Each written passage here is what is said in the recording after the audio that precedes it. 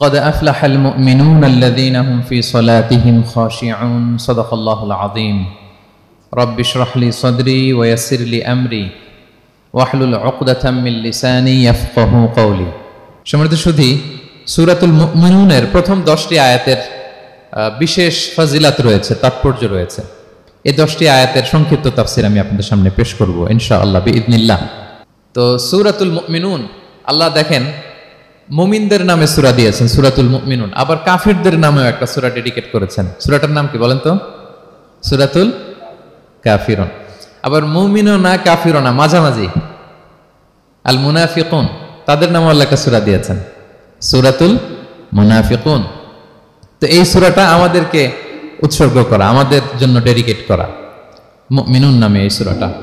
এই সূরাটা নাজিলের একটা প্রেক্ষাপট আছে, যেটাকে আরবিতে শানে নুজুল বলে। ওটা বলেই আমি মূল ব্যাখ্যা বা আলোচনার দিকে চলে যাচ্ছি। সম্মানিত সুধী, রাসূলুল্লাহ সাল্লাল্লাহু আলাইহি ওয়াসাল্লামের কাছে আল্লাহ তাআলা যে কোরআন নাজিল করেছেন, এই কোরআন যেটা লেটেস্ট ভার্সন অফ রেভিলেশনের সর্বশেষ ভার্সন, এটা আল্লাহ তাআলা বিষ্ণু ঈসা ইসলামের কাছে নানাভাবে নাজিল করতেন। কোরআন নাজিল হওয়ার অনেকগুলো পদ্ধতি ছিল, সবসময় একইভাবে কোরআন আসতো না।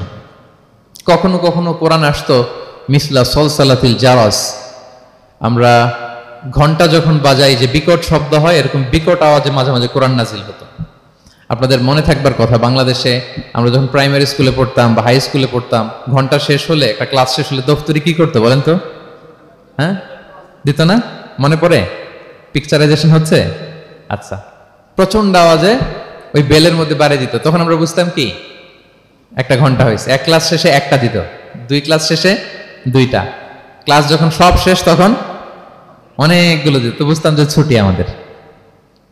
এরকম রিঙ্গিং বেল যদি বাজানো হয়, ঘন্টা বাজানো হয়, এটার যেরকম বিকট শব্দ, এরকম বিকট আওয়াজে মাঝে মাঝে কোরআন নাজিল হতো। রাসূল সাল্লাল্লাহু আলাইহি ওয়াসাল্লাম বলেন, এই প্রসেসে কোরআন রিসিভ করা আমার জন্য বড্ড কষ্টকর ছিল। আম্মা জান আয়েশা রাদিয়াল্লাহু তাআলা আনহা বলেন, প্রচন্ড শীতের রাতে আমরা কাঁপতাম শীতে, আর বিষ্ণু সাল্লাল্লাহু আলাইহি ওয়াসাল্লাম ঘামতেন। ওয়া ইন্না জাবিনাহু লা ইয়াতাফাসসাদু আরাকান, আমরা শীতে কাঁপতাম, কম্বল জড়িয়ে রাখতাম, আর বিষ্ণুনবীর কপাল বেয়ে ঘাম ঝরতো।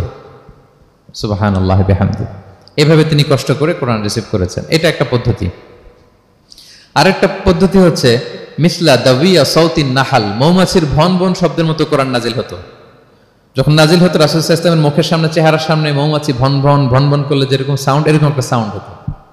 এটা সাহাবারা কাছাকাছি যারা থাকতেন ওনারা উইটনেস করেছেন অনেকবার। আজকের এই আলোচনাটা এটার সাথে প্রাসঙ্গিক, আমি বলবো আপনাদেরকে। 2টা পদ্ধতি গেল। আরেকটা পদ্ধতি হচ্ছে মিন ওয়ারাই হিজাব, পর্দার অন্তরাল থেকে সরাসরি আল্লাহ কথা বলতেন, রাসূল সাল্লাল্লাহু আলাইহি ওয়াসাল্লাম শুনতো। এটা কেবল একবারই হয়েছে, মেরাজের রাতে। তারপর মাঝে মাঝে ইউলকা ফি কুলুবি রাসূলিল্লাহ, আল্লাহ রাসূল সাল্লাল্লাহু আলাইহি ওয়াসাল্লামের অন্তঃকরণে আল্লাহ তাআলা ঢেলে দিতেন ওয়াহী। আচ্ছা, আবার কখনো কখনো জিবরাইল আলাইহিস সালাম ওনার মূল আকৃতিতে ওহী নিয়ে আসতেন। ওনার যে বিসূরাতিহিল আসলিয়া, জিবরাইল আলাইহিস সালামের যে মূল সূরাত, এই সূরাতে আসতেন। এই সূরাতে রাসূল সাল্লাল্লাহু আলাইহি ওয়াসাল্লাম জিবরাইল আলাইহিস সালামকে জীবনে 2বার দেখেছিলেন। একবার ওই যে হেরা গুহার ওখানে দেখেছিলেন, আর একবার সেই সিদরাতুল মুনতাহায় মেরাজের রাতে দেখেছিলেন। 600 পাখা মেলে বিশাল আকৃতি নিয়ে পুরো দিগন্ত বিস্তৃত করে জিবরাইল আলাইহিস সালাম নেমে আসতেন। 2বার এভাবে রাসূল সাল্লাল্লাহু আলাইহি ওয়াসাল্লাম দেখেছিলেন। এভাবে কোরআন নাজিল হতো। আবার কখনো কখনো রাসূল সাল্লাল্লাহু আলাইহি ওয়াসাল্লাম এই যে হিউম্যান শেপে, মানুষের আকৃতিতে আসতেন, দেখতে মানুষের মতো লাগতো। মানুষের আকৃতিতে জিবরাইল আলাইহিস সালাম এসে কোরআন পৌঁছে দিয়ে যেতেন। বিষ্ণু সাল্লাল্লাহু আলাইহি ওয়াসাল্লাম বলতেন, এই প্রসেসে ওহী রিসিভ করা আমার জন্য সবচেয়ে সহজ ছিল। এটা তো খুব স্বাভাবিক, ন্যাচারাল, যে একজন মানুষ এসে আমার সাথে কথা বললে, মানুষ মানুষের সাথে কথা বলবে, এটা তো খুব ফ্লেক্সিবল হবে, কমফোর্টেবল হবে। বাকি পদ্ধতিগুলো রাসূল সাল্লাল্লাহু আলাইহি ওয়াসাল্লামের জন্য কঠিন ছিল। এবং এই সূরাতে যখন জিবরাইল আলাইহিস সালাম আসতেন, তখন দিহিয়াতুল কালবি আল আনসারী নামে এক সাহাবীর সূরাতে আসতেন। ওনার তওবাটা আল্লাহর কাছে খুব পছন্দ হয়েছিল। জাহিলি যুগে অনেক কন্যা সন্তানকে তিনি জীবিত প্রচিত করেছিলেন। পরে একবার এমন রিপেন্টেন্ট হলেন, অনুতপ্ত হলেন, অনুশোচনায় পড়ে আল্লাহর কাছে এমন কান্না করলেন, আর অনুশোচনার চোখের পানি আল্লাহ বড্ড পছন্দ করেন। অনুতপ্ত বান্দা যখন অনুতপ্ত হয়ে কাঁদে, তার চোখের পানি তার চোখ বেয়ে, নাক বেয়ে জমিনে ড্রপ করার আগে আল্লাহ বান্দাকে মাফ করে দেয়। তো আল্লাহর কাছে এত পছন্দ হয়েছিলেন, মানুষের সূরাতে আসলে ওনার সূরাতে এসে তিনি কোরআন দিয়ে যেতেন বিষ্ণু সাল্লাল্লাহু আলাইহি ওয়াসাল্লামকে। তো মুসনাদে আহমদ ইবনে হাম্বল একটা হাদিস এসছে, ওমর ফারুক রাদিয়াল্লাহু তাআলা আনহু এই হাদিসটা বর্ণনা করেন। তিনি বলেন যে আমরা একবার বিষ্ণু ইসলামের পাশে বসা, হঠাৎ সামিআনা দাওয়িয়া সাউতিন নাহাল, মৌমাছির ভনভন ভনভন শব্দ শুনতে পেলাম, কিন্তু তাকিয়ে দেখি কোনো মৌমাছি নাই। তখন বুঝলাম যে রাসূল সাল্লাল্লাহু আলাইহি ওয়াসাল্লাম ওহী রিসিভ করছেন। কি রিসিভ করছেন? ওহী রিসিভ করছেন। ঠিকই রাসূল সাল্লাল্লাহু আলাইহি ওয়াসাল্লাম কিবলামুখী হলেন, ফাস্তাকবালাল কিবলা। অনেকক্ষণ তিনি চুপ করে গম্ভীর হয়ে বসে থাকলেন, ওহী রিসিভ করলেন। এরপর সাহাবাদের দিকে তাকিয়ে উনি হেসে দিলেন, হেসে বললেন, এইমাত্র সূরাতুল মুমিনুনের প্রথম 10টা আয়াত আমার উপর নাজিল হয়েছে, এবং এই 10টা আয়াতে মুমিনদের 7টা বিশেষ বৈশিষ্ট্যের কথা বলা হয়েছে। মান আকামা হুন্না দাখালাল জান্নাহ, যেই 7টা বৈশিষ্ট্য নিজের মধ্যে ধারণ করবে সে আল্লাহর জান্নাতের ওয়ারিস হয়ে যাবে।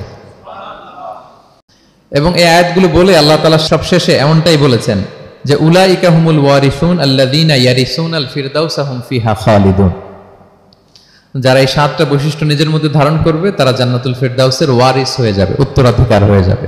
ওয়ারিস বুঝেন তো না? ওয়ারিস, ওয়ারিস মানে হচ্ছে আপনি বাবার কাছ থেকে ইনহেরিটেন্স হিসেবে যেটা পেলেন।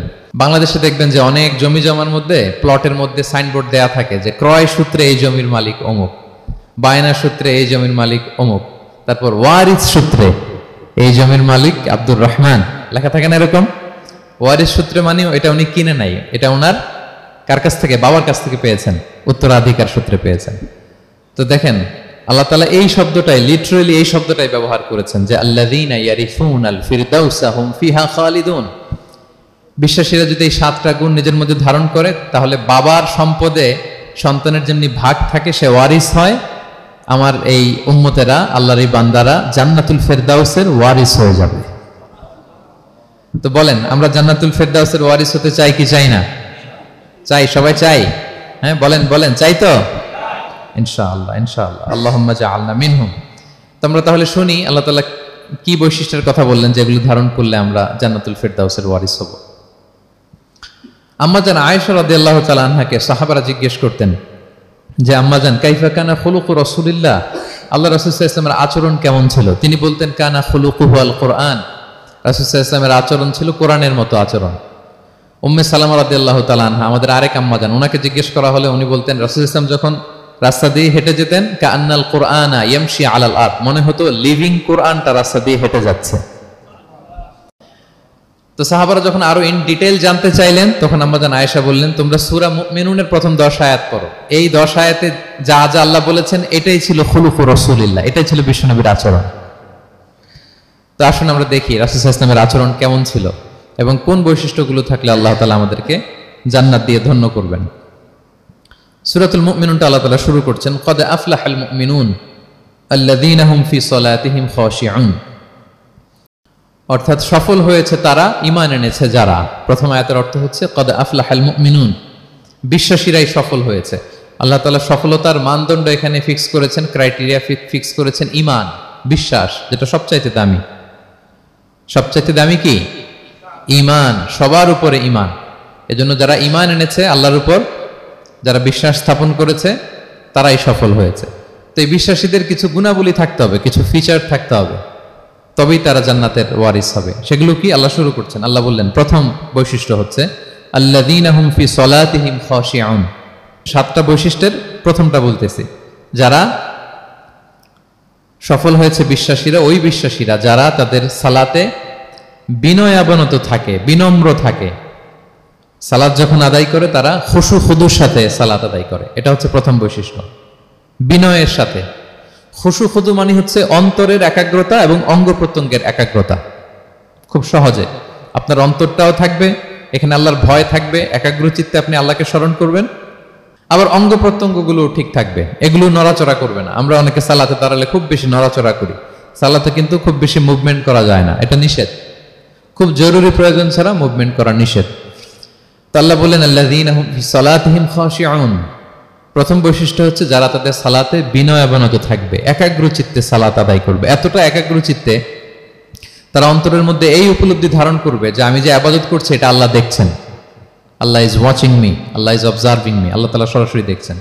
এবং রাসূল সাল্লাল্লাহু আলাইহি ওয়াসাল্লাম এটাই বলেছেন যে আনতা আবুদাল্লাহা কাআন্নাকা তারাহু ফাইন লাম তাকুন তারাহু ফাইন্নাহু ইয়ারাক, এমন ভাবে ইবাদত করো মনে করো যে তুমি আল্লাহকে দেখছো।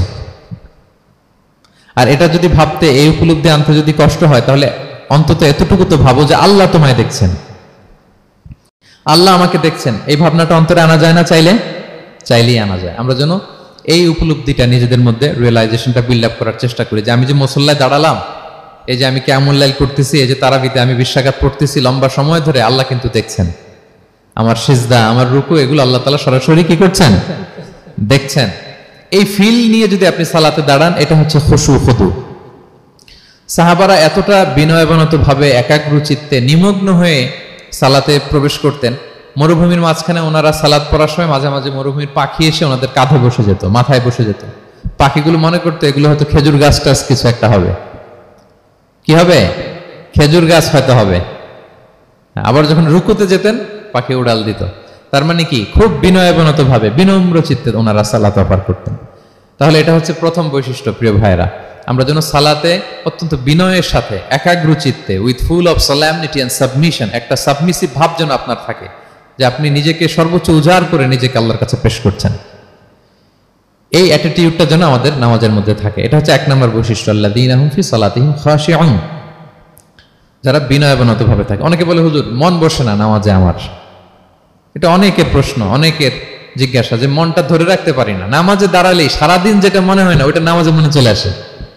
এরকম হয় না? সারাদিন এটাকে কি যেন ভাবতেছিলাম মনে নাই, নামাজে দাঁড়ালেই মন চলে আসে। তারপরে মনকে আরবিতে বলে, অন্তরকে বলে কলব। কলব মানে যেটা খুব নড়াচড়া করে, মুভমেন্ট করে, ওইটাই কলব। মন দেখবেন এদিকে ছোটে ওদিকে ছোটে। ওই যে আমরা ছোটবেলায় একটা গান শুনতাম, গানটা হচ্ছে পাগল মন, মন কেন এত কথা বলে। মানে মন এদিকে ছোটে ওদিকে ছোটে, মনকে ধরে রাখা বড্ড জটিল, কষ্টকর।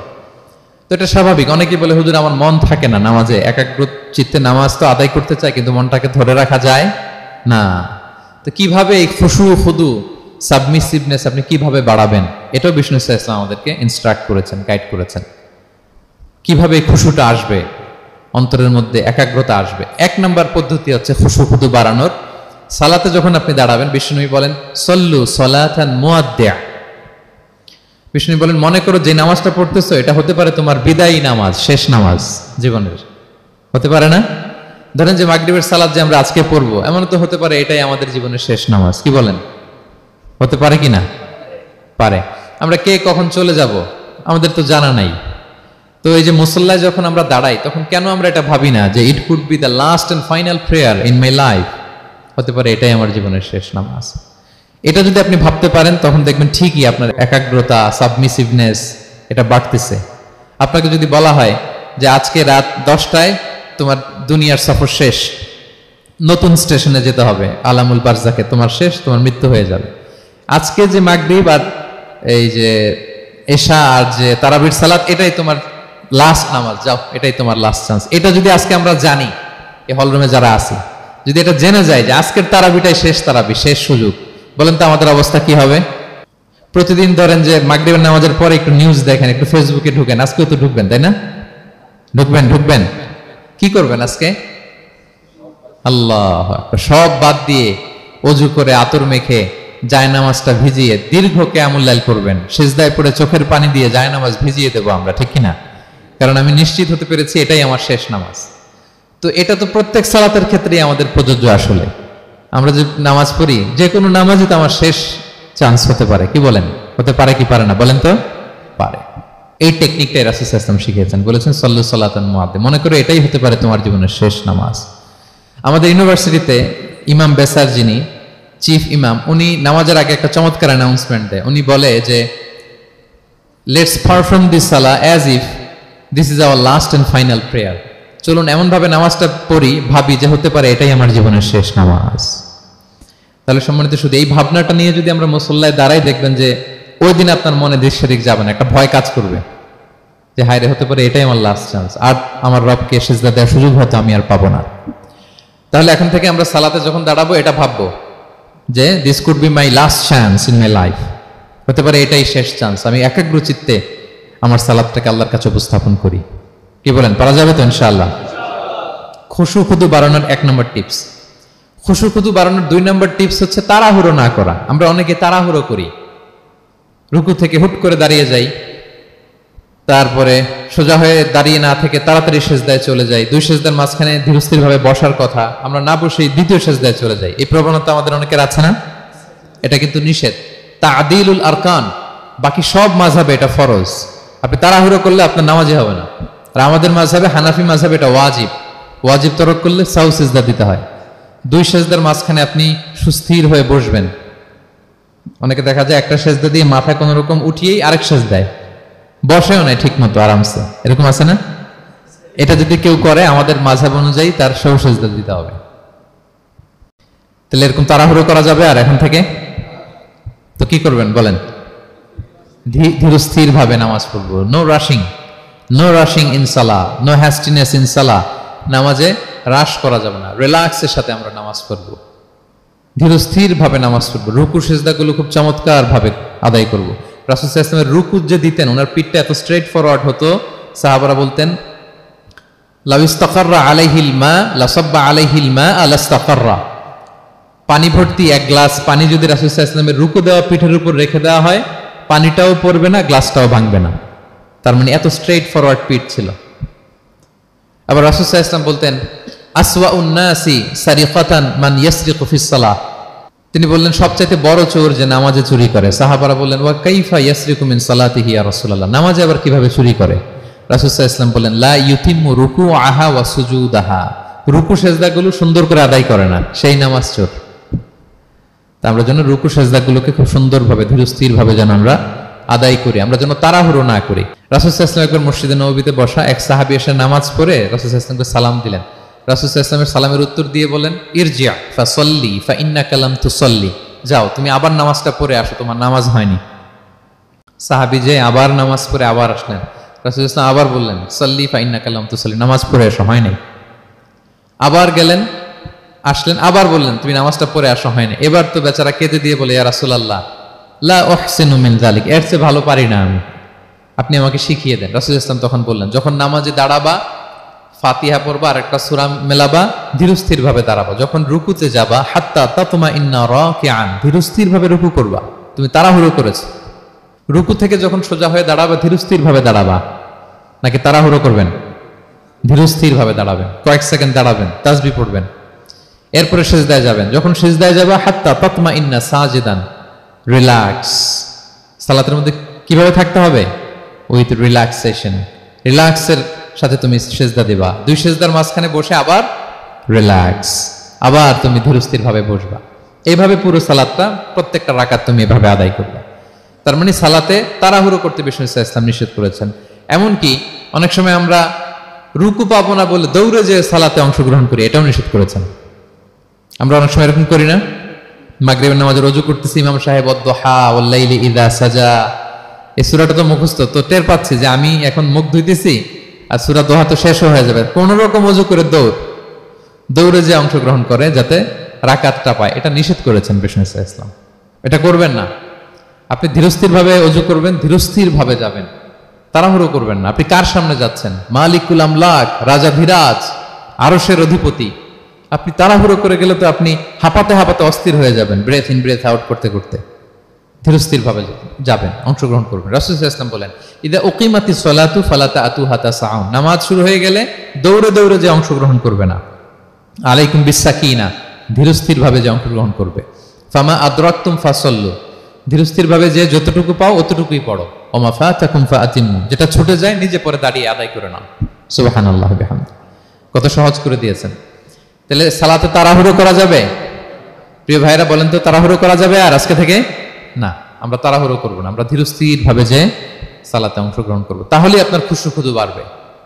দুইটা টিপস গেল। 3 নাম্বার হচ্ছে জামাতে সালাত আদায় করতে হবে, তাহলে আপনার একাগ্রতা বাড়বে। সলাতুল জামাআতি তাফদুলু সলাতাল ফাযি বি27 দারাজা, একাকী নামাজ পড়লে যে সওয়াব, জামাতে পড়লে 27 গুণ বেশি সওয়াব। জামাতে পড়বেন। রাসূল সাল্লাল্লাহু আলাইহি ওয়াসাল্লাম সবসময় জামাতে সালাত পড়তেন। ইন্তেকালের আগেও এই সালাতের ব্যাপারে তিনি আমাদেরকে ওসিয়ত করেছেন, বলেছেন আসসালাতু আসসালাত ওয়া মা মালাকাত আইমানুকুম। ইন্তেকালের আগ মুহূর্ত, এখনই রূহ কবজ হবে, এর আগে উনি কি বলেছেন? সালাত, উম্মতেরা সালাত, নামাজ যেন নষ্ট না হয়। উমর ফারুক রাদিয়াল্লাহু তাআলা আনহুর সময়ে একজন অগ্নি উপাসক ছিল, তার নাম আবু লুলু আল মাজুসি। উনি মুগীরা ইবনে শুআবা রাদিয়াল্লাহু তাআলা আনহু নামে এক সাহাবীর দাস ছিলেন, মুকাতাব দাস। কন্ট্রাক্ট ছিল যে এত টাকা দিলে তাকে আজাদ করা হবে। তো এই অগ্নি উপাসক মাজুসি এসে ওমরে ফারুককে বলে, খলিফাতুল মুসলিমিন, আমার মালিক সাহাবী মুগীরা আমার কাছে প্রতিদিন অনেক টাকা চার্জ করে। উনি বললেন, তাই নাকি? কত চার্জ করে? বলে যে এত চার্জ করে। তো বলতেছে, আচ্ছা তুমি তাহলে কি কাজ করো, কি কাজ জানো? বলে যে আমি খঞ্জর বানাতে জানি, ছুরি, ছোট ছুরি আর কি। বলতেছে, ওরে আল্লাহ, যারা খঞ্জর বানাতে জানে তারা তো অনেক টাকা মেক করে, সেই হিসাবে তো মুগীরা বেশি চার্জ করে না, অল্পই চার্জ করছে। সে ইনসাফপূর্ণ চার্জই করেছে। কিন্তু এই আবু লুলু আল মাজুসির এই কথাটা পছন্দ হয় না, সে রাগান্বিত হয়ে গেল, হয়ে বলে, ওমর, সবার ক্ষেত্রে তুমি নরম আর আমাকে তুমি কঠিন নিয়ম শেখাও না, দাঁড়াও তোমাকে আমি দেখাচ্ছি। মনে মনে বলতেছে এটা। রেগে মেগে সে বাড়িতে এসে আজকে একটা খঞ্জর বানাইছে, দুই মুখ খঞ্জর, ওয়া মাকবাদাতুহু ফি ওয়াসাতি, এটার হ্যান্ডেলটা মিডলে, এদিকেও মাথা ওদিকেও মাথা, এটার ধার করে প্রতিদিন 20 মা খায় এটাতে। আর মনে মনে বলে, ওমর দাঁড়াও তোমাকে আজকে আমি দেখাবো। তো ওমরে ফারুককে আল্লাহ তাআলা স্বপ্নে দেখিয়েছেন যে একটা লাল মোরগ ওনাকে 3টা ঠোকর মেরেছে। উনি সাহাবাদের কাছে বলেছেন যে আমি স্বপ্নে দেখেছি একটা লাল মোরগ আমাকে 3টা ঠোকর মেরেছে। তো সে খঞ্জরকে ধার দিয়ে একদিন ফজরের নামাজে, ওয়াকানু ইউসাল্লুনা বিগালাস, ওনারা খুব অন্ধকার থাকতে ফজরের নামাজ পড়তো। সে বুরনুস, এক ধরনের জুব্বা যেটার মাথা আছে, ওটা পরে হুডির মতো আর কি, হুডি চেনেন তো না, হুডির মতো একটা জুব্বা পরে সে অন্ধকারে, সে তো আসলে অমুসলিম, সাহাবাদের সাথে পিছনে দাঁড়াইছে নামাজের ভান করার জন্য, আর এই খঞ্জরটা নিয়ে গেছে সাথে। ওমরে ফারুক ফজরের সালাত শুরু করলেন, প্রথম রাকাত শেষ করলেন, দ্বিতীয় রাকাতের জন্য যখন দাঁড়াইছেন তখনই সে প্ল্যান মাফিক খঞ্জর বের করে ওমরে ফারুকের পেটের মধ্যে 3 বার স্টেবিং করলেন, আঘাত করলেন। করার সাথে সাথে ওমরে ফারুক উল্টে পড়ে গেলেন আর বললেন, কাতালানি আল কালব, কোন এক কুকুর আমাকে আঘাত করেছে। তো সাহাবার ওমরে ফারুককে ধরলেন, আর এই অগ্নি উপাসক এই খঞ্জর নিয়ে কাতারের মাঝখান দিয়ে 2 দিকে খঞ্জর চালাতে চালাতে যাচ্ছিলেন। যে সাহাবাই ধরে সেই আঘাতপ্রাপ্ত হয়ে ওখানে 7 থেকে 10 জন স্পট ডেথ, জায়গায় মারা গেছে। পরে এক সাহাবী নিজের জামা খুলে তার গায়ে ছুঁড়ে মারছে, তখন সে ওইটাতে পেঁচিয়ে পড়ে গেছে। যখন বুঝে গেছে যে আমাকে ধরে ফেলবে, সে সুইসাইড করে ফেলছে, নিজেকে নিজে মেরে ফেলছে। তো ওমরে ফারুক তো বেহুশ, ওনাকে নিয়ে যাওয়া হলো, পিছন থেকে একজন নামাজের ইমামতি করলেন। তো ওমর ফারুক রাদিয়াল্লাহু তাআলা আনহু হুশ ফিরে পেলেন। হুশ ফিরে পাওয়ার পরে দিনের বেলা যখন হুশ আসলো ওনার, সবাই চারদিকে বসা, যে হায় হায় আমাদের আমিরুল মুমিনিনের কি জানি কি হয়। হুশ ফিরার পরে ওনার মুখের প্রথম কথাটা ছিল আসাল্লান নাস, মানে আমার নেতৃত্বে যে ফজরের সালাতটা শুরু হয়েছিল এটা কি ঠিকঠাক শেষ হয়েছিল? সুবহানাল্লাহ পড়বেন না? আচ্ছা বলেন তো, এই মুহূর্তে আমরা কি করতাম? ওনাকে যে স্টেবিং করছে, চিকিৎসক এসে দুধ দেয়, দুধ পেট দিয়ে বেরিয়ে যায়, নাবিজ দেয়, নাবিজ বের হয়ে যায়, মানে উনি ইন্তেকাল করবেন, এটা বোঝাই যাচ্ছে। এমন কঠিন পরিস্থিতিতে আমরা যদি হসপিটালে হুশ ফিরে পেতাম, আমরা কি বলতাম বলেন দেখি? কে কি বলতেন? কে মারছে, আমারে বাঁচানো যায় কিনা, মাউন্ট এলিজাবেথে নিয়ে চলো, সিঙ্গাপুরে অথবা বামরুন গ্রেডে নিয়ে চলো, আমেরিকাতে নিয়ে চলো, অথবা আমার তো ওখানে ব্যাংক ব্যালেন্স আছে, আমি তো মরে যাবো, আমার ছেলেগুলার কি হবে, হ্যাঁ আমার মেয়েগুলার কে দেখবে, এগুলো ছিল আমাদের কনসার্ন। তো ওমর ফারুক জানতেছেন যে উনি পৃথিবী থেকে বিদায় নিচ্ছেন, একটু হুশ ফিরে পাইছেন। হুশ ফিরে পাওয়ার পরে প্রথম কথাটা ছিল আসাল্লান নাস, লোকেরা কি নামাজ পড়েছিল? আল্লাহু আকবার।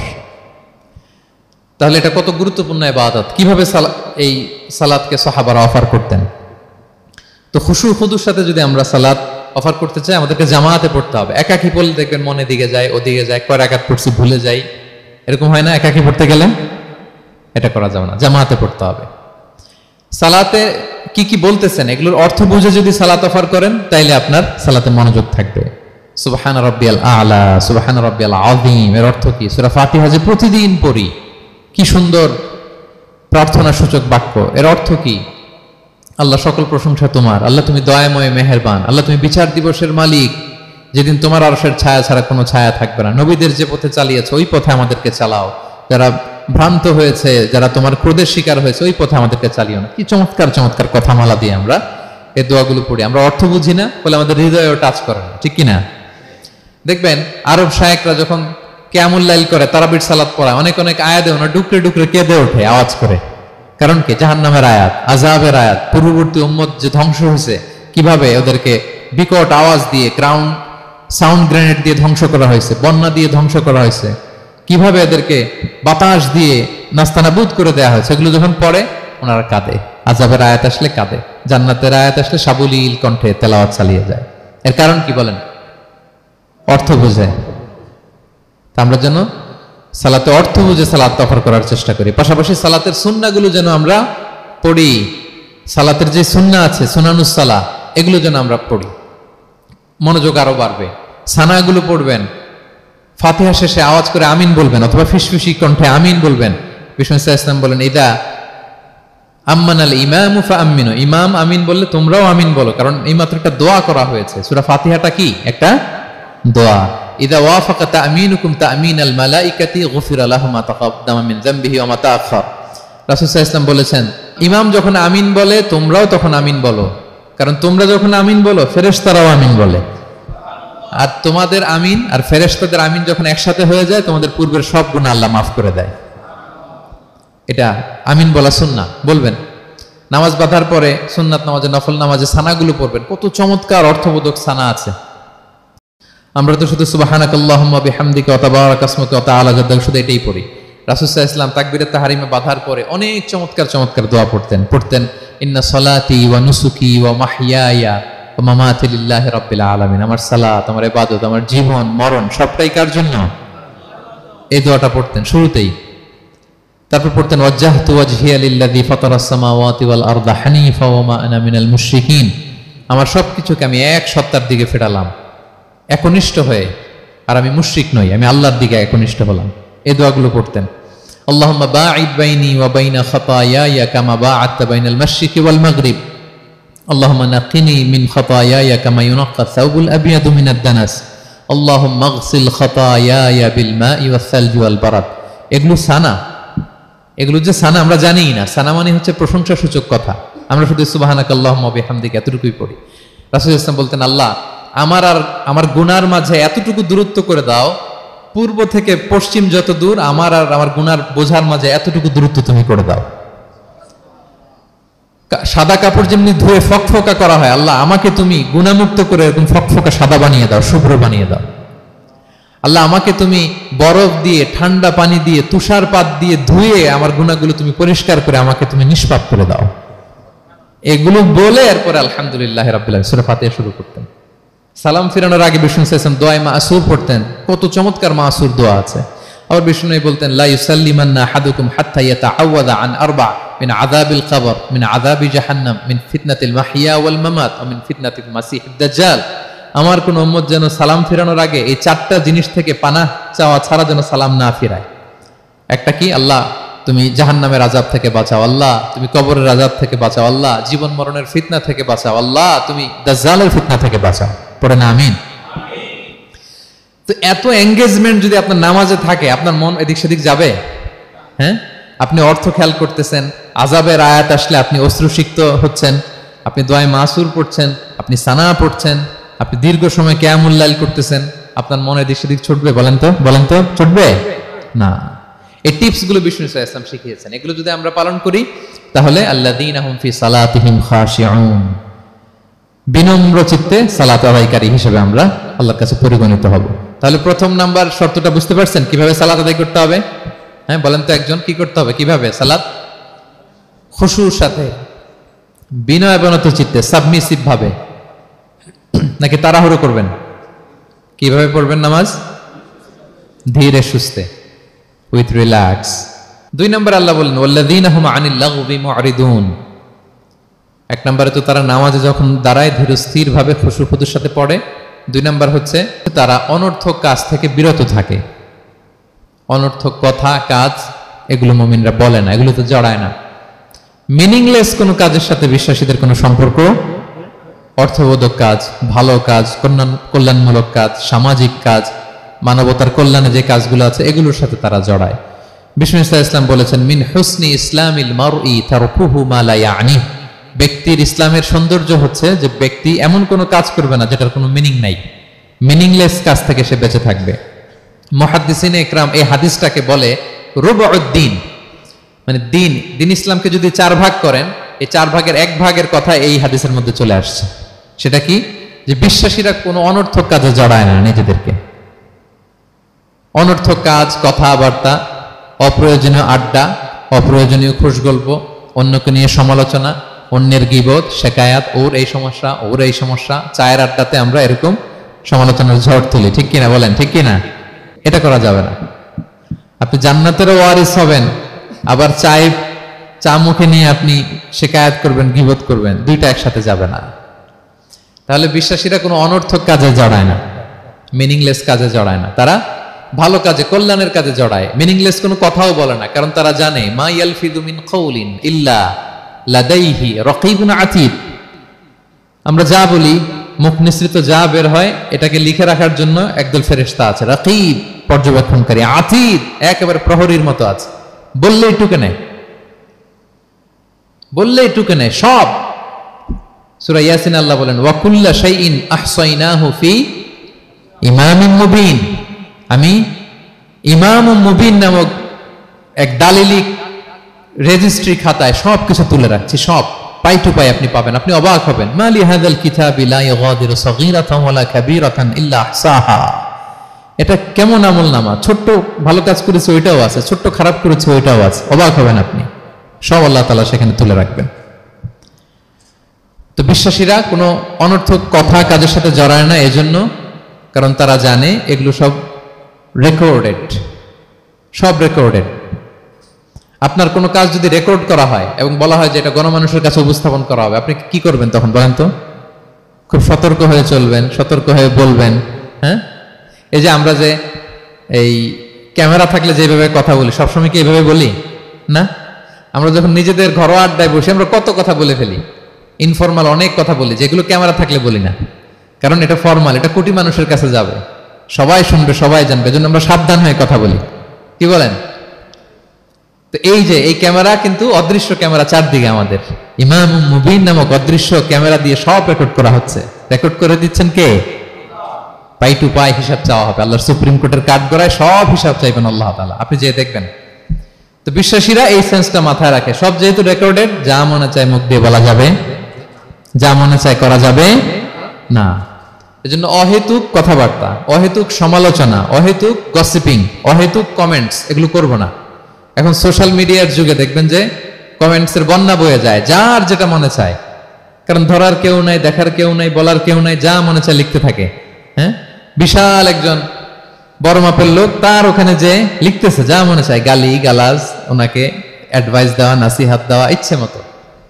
বিশ্বাসীরা এটা করে না, তারা অনর্থক কোনো কাজে জড়ায় না, এবং কেউ জড়াতে চাইলেও তাকে স্পেস দেয় না। একদল আছে দেখবেন যে আপনি আজে বাজে কাজে জড়ান না, এটা আবার অনেকের ভালো লাগে না, তো তারা এসে আপনাকে জড়াতে চাবে, তর্ক করবে, আপনার সাথে ডিবেট করবে, পায়ে পাড়া দিয়ে ঝগড়া করবে, এরকম আছে না নাই?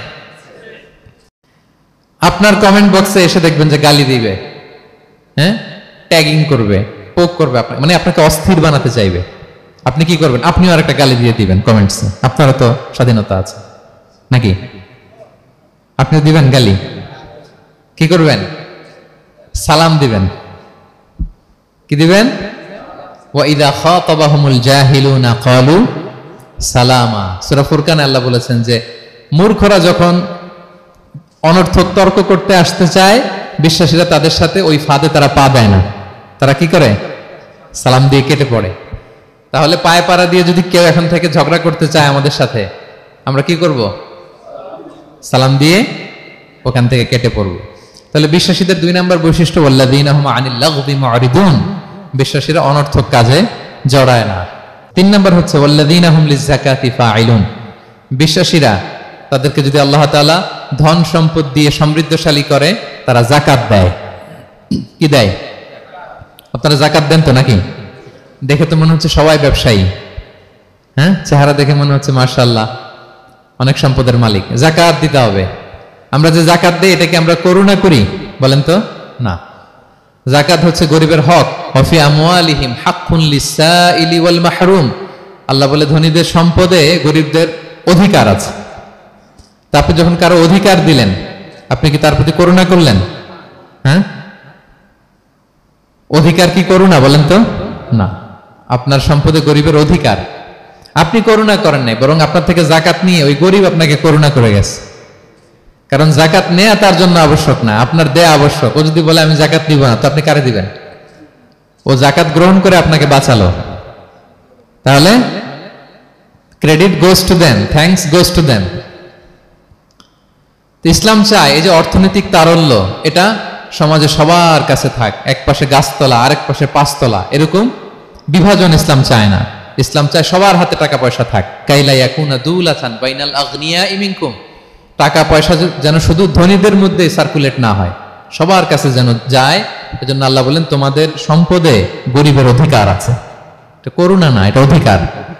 আর যদি এই ফরজ ইবাদত আপনি আদায় না করেন, আল্লাহ বলেন কঠিন শাস্তি তোমাদের জন্য অপেক্ষা করছে। আল্লাযীনা ইয়াকনিজুনা আয-যাহাবা ওয়াল ফিদ্দাতা ওয়া লা ইউনফিকুনহা ফি সাবিলিল্লাহ ফাবাশশিরহুম বিআযাবিন আলীম। স্বর্ণ জমায়, রূপা জমায়, ব্যাংক ব্যালেন্স, যাকাত দেয় না, তাদের জন্য কঠিন আযাব, কঠিন আযাবের সুসংবাদ দিয়েছেন আল্লাহ। দুঃসংবাদ না, সুসংবাদ। মানে হেয় করে, তুচ্ছ করে আল্লাহ তাআলা বলেছেন। ছেলে ইংরেজি পরীক্ষায় ফেল করছে, মা বলে ফেল করছে না, পড়াশোনা তো নাই, তোমার বাবা আসুক, এমন মাইট দিবে, মাইট দিলে মজা টের পাবা। আচ্ছা বলেন তো, মাইট দিলে কি মজা লাগে না ব্যথা লাগে? কিন্তু মা কি বলছে? মজা টের পাবা। মানে ওরে তুচ্ছ করে, তাচ্ছিল্য করে বলছে, মায়ের তীব্রতা বোঝানোর জন্য বলছে যে এমন মাইট দিবে, টের পাবা, দাঁড়াও, তোমার বাবা আসুক আজকে ঘরে। আল্লাহ ওইটাই বললেন। এই সম্পদগুলোকে লোহার খুন্তি বানিয়ে জাহান্নামের আগুনে পোড়ানো হবে। 3 জায়গায় ছাকা দেওয়া হবে। ফি তুকুয়া বিহা জিবাহুহুম, কপালে, পাজরে, পিঠে। আর বলা হবে হাযা মা কানাস্তুম, এগুলো তুমি জমায় রাখছিলে, দাও নাই মানুষকে। Bank balance, FDR, fixed deposit, price bond, এটা সেটা দাও নাই তুমি। আর হাদিসে এসেছে সোজা আন আকরা, টেকো সাপ হবে, মোস্ট ভেনোমাস স্নেক। সাপের মাথায় কিন্তু চুল গজায়, জানেন? সাপের মাথায় পশম আছে, কিন্তু যেই সাপের যেটা বেশি বিষাক্ত, এটার মাথায় পশমও থাকে না বিষের কারণে। এরকম সাপ, ওই সম্পদগুলো সাপ হয়ে ছোবল মারবে আর বলবে আনা মালুক, আমি তোমার প্রাইস বন্ড, আমি তোমার ব্যাংক ব্যালেন্স, আমাকে খাওয়ার জন্য তো রাখছিল, আজকে উপভোগ করো। আল্লাহু আকবার। আল্লাহ আমাদেরকে হেফাজত করুক। সো যাদের সম্পদ আছে আমরা যেন জাকাত দেই, হিসেব করে করে যেন দেই। আপনাদের স্ত্রীদের যাদের অর্নামেন্টস, জুয়েলারি আছে, তারা যেন তাদের সম্পদের জাকাত দেয়। 25 গ্রাম যদি সোনা থাকে বা 595 গ্রাম যদি রূপা থাকে, অথবা এই পরিমাণ সম্পদ থাকে, ভাবিরাও জাকাত দিতে হবে। এটা ইন্ডিভিজুয়াল ইবাদত। আপনার জাকাত আপনার, ভাবির জাকাত ভাবির। আপনি চাইলে টাকা দিয়ে হেল্প করতে পারেন, কিন্তু ওনারও হিসাব করতে হবে, এবং এটা কম্পালসারি, দিতেই হবে, দিতেই হবে। তাহলে ওয়াল্লাযীনা হুম লিয-যাকাতি ফাঈলুন, 4 নাম্বার হচ্ছে তারা জাকাত দেয়। 5 নাম্বার 6 নাম্বার আল্লাহ এক আয়াতে বলে ফেলেছেন, ওয়াল্লাযীনা হুম লিআমানাতিহিম ওয়া আহদিহিম রাউন, বিশ্বাসীরা আমানতের হেফাজত করে আর কথা দিলে কথা রাখে। 5 নাম্বার হচ্ছে আমানতের খেয়ানত করে না বিশ্বাসীরা, কারণ আমানতের খেয়ানত করে এটা মুনাফিকের আলামত। ইযা তুমিনা খানা, বিষ্ণু বললেন মুনাফিকদের বৈশিষ্ট্য হচ্ছে ওদের কাছে আমানত রাখলে ওটা আর পাওয়া যায় না পরে। এমন লোক আছে না সমাজে, আমানত রাখলে আর পাওয়া যায় না। তারা কি মুমিন না মুনাফিক বলেন তো? ইন্নাল্লাহা ইয়া'মুরুকুম আন তুআদ্দুল আমানাতি ইলা আহলিহা, আল্লাহ বলেছেন যার আমানত তাকে বুঝিয়ে দাও। বিষ্ণু ঈসা ইসলামকে মক্কার লোকেরা 2টা উপাধি দিয়েছিল, এক হচ্ছে আস-সাদিক, 2 হচ্ছে আল আমিন। সাদিক মানে সত্যবাদী। কারা দিয়েছিল? ঘোর শত্রুরা, অপোজিশন পার্টি, তারা উপাধি দিয়েছে। একটা হচ্ছে সাদিক মানে কি, আরেকটা হচ্ছে আল আমিন, বিশ্বস্ত। এতটা বিশ্বস্ত যে বিষ্ণু ঈসা ইসলাম মক্কা থেকে মদিনায় যেদিন হিজরত করতে যাবেন, আমানতের জিনিসগুলো উনি আলী রাদিয়াল্লাহু তাআলা আনহুর কাছে রেখে গিয়েছিলেন। এত এত আমানতের সম্পদ ওনার ঘরে ছিল। এই ডিপোজিট বুঝিয়ে দিতে আলী রাদিয়াল্লাহু তাআলা আনহুর টানা 3 দিন সময় লেগেছে, মক্কাবাসীদের আমানত বুঝিয়ে দিতে। সো যার আমানতদারিতা নাই তার ঈমান নাই। বিষ্ণু বলেছেন লা ঈমানা লিমান লা আমানাতা লা, যার আমানতদারিতা নাই ওর ঈমানই নাই। এবং আমানত ধ্বংস হয় এটা কিয়ামতের আলামত। ইযা দুইয়াতিল আমানাতু ফান্তাযিরিস সাআ, যখন আমানত নষ্ট হবে তোমরা কিয়ামতের অপেক্ষা করো। এখন বলেন তো আমাদের সমাজে আমানতের কি অবস্থা? খুবই খারাপ। আল্লাহু আকবার। আমানতটা কিন্তু এই যে এই ভাই আমাকে 2000 রিঙ্গিট রেখে বলছে আগামী মাসে এটা আমি নিব, একটু রাখেন, শুধু এইটাই আমানত না। আল্লাহ আপনাকে যে পুরো সম্পদ দিয়েছেন এটা আমানত। আপনার ব্যবসা প্রতিষ্ঠান এটা আল্লাহর দেয়া আপনার কাছে আমানত। আপনার ছেলে আছে, মেয়ে আছে, স্ত্রী, তারা আল্লাহর দেয়া আমানত আপনার কাছে। আপনার নেম, আপনার ফেম, আপনার পাওয়ার, আপনার নলেজ, এগুলো আল্লাহর দেয়া আমানত। আপনি দেশের প্রধানমন্ত্রী, পুরো দেশটা আপনার কাছে আমানত, ঠিক কিনা? এই আমানতের ব্যাপারে জিজ্ঞেস করা হবে। বিশ্বাসীদের বৈশিষ্ট্য, তারা আমানতকে হেফাজত করে, আমানত রক্ষা করে, আমানতের খেয়ানত তারা কোশ্চিনকালেও করে না। 6 নম্বর হচ্ছে ওয়া আহদিহিম রাউন, বিশ্বাসীরা কথা দিলে কথা রাখে,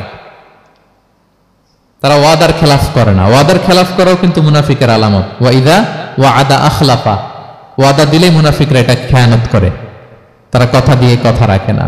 এবং আপনি কাউকে কথা দিয়ে যদি না রাখেন, এরকম প্রত্যেকটা প্রমিস, কমিটমেন্টের ব্যাপারে আপনি জিজ্ঞাসিত হবেন।